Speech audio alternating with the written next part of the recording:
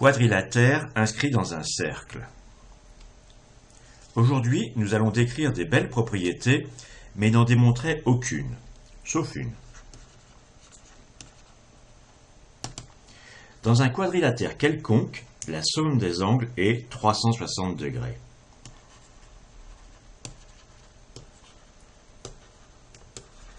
Dans un quadrilatère quelconque, pas nécessairement inscriptible, la somme des angles est 360 degrés. Voici un quadrilatère quelconque et ses 4 angles. Il suffit de voir qu'il s'agit de 2 triangles. Donc, la somme de tous les angles, 1, et puis cette partie-ci, puis celle-là, puis cette partie-ci, celle-ci et celle-là, la somme de tous les angles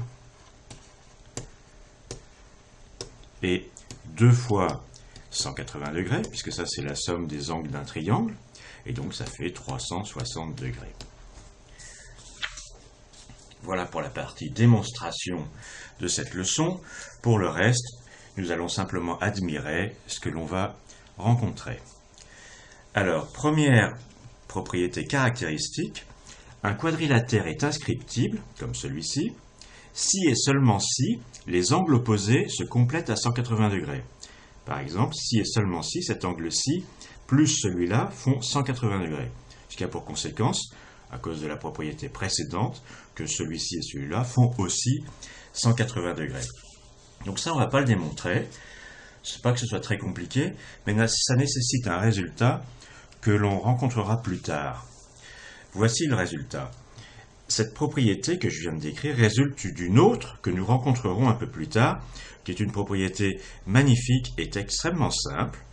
Sur un cercle quelconque, un cercle, de toute façon, la notion de cercle quelconque n'a pas grand sens dans la mesure où, à une échelle près, tous les cercles sont pareils. Sur un cercle, prenons 3 points, A, B, et puis le troisième, je l'appelle M. Je pourrais l'appeler C si je préférais. Eh bien, l'angle AOB, qui s'appelle aussi l'angle au centre de cet arc de cercle, et il est égal au double de l'angle AMB, qui s'appelle aussi l'angle interceptant l'arc AB depuis le point M. C'est une propriété très importante et pas difficile du tout à démontrer, pas difficile du tout, mais bon, on la laisse pour un petit peu plus tard parce que sinon on n'aura plus grand chose à dire.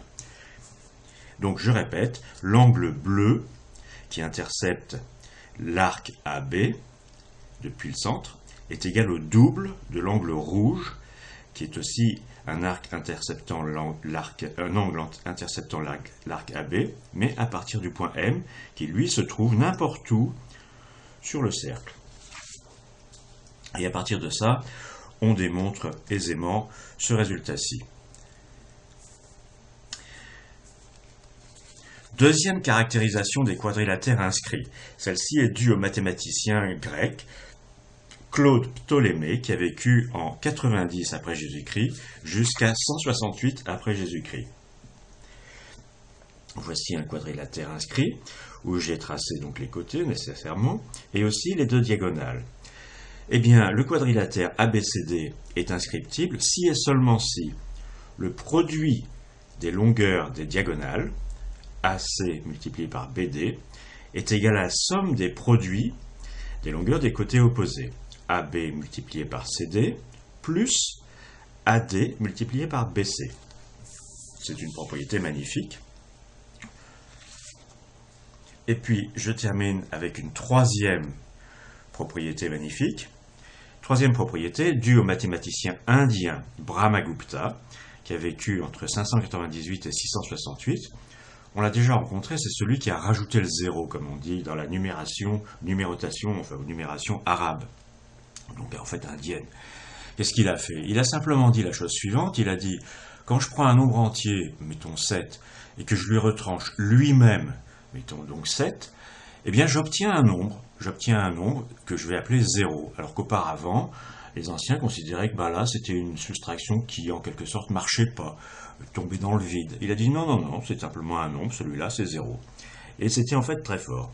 Donc il a rajouté au signe 1, 2, 3, 4, 5, 6, 7, 8, 9, un nouveau signe et même un nouveau nombre, le nombre 0. Donc qu'est-ce qu'il dit Brahmagupta concernant les quadrilatères inscrits? Bien, ça concerne l'aire, ou ce que j'appelle aussi la surface. Alors appelons AB, pour simplifier les notations, appelons la longueur AB petit a, la longueur BC petit b, CD petit c et DA petit d. Et soit P le demi-périmètre du quadrilatère, c'est-à-dire A plus B plus C plus D divisé par 2. Et j'appelle S l'aire. Eh bien, S multiplié par S, ce qu'on appelle le carré de la surface ou de l'aire, est égal au produit de P-A par P-B par P-C par P-D. Quand j'accole simplement comme ça deux formules littérales, ça veut dire multiplier ici. Mais pour ne pas alourdir la notation, on ne le met pas, on les accole simplement. Et donc ça, c'est aussi une très belle formule. Et d'ailleurs, j'avais déjà présenté en classe de 6e une formule comparable pour le triangle, qui s'appelle la formule de Héron, sans la démontrer naturellement. Eh bien, la formule de Héron, qui avait été démontrée avant celle de Brahmagupta, c'est un cas particulier de la formule de Brahmagupta où l'une de ces distances est égale à 0. Par exemple, A et B sont confondus, donc petit a est égal à 0, et on a simplement B, C et D, et on peut aller vérifier que c'est bien la même formule.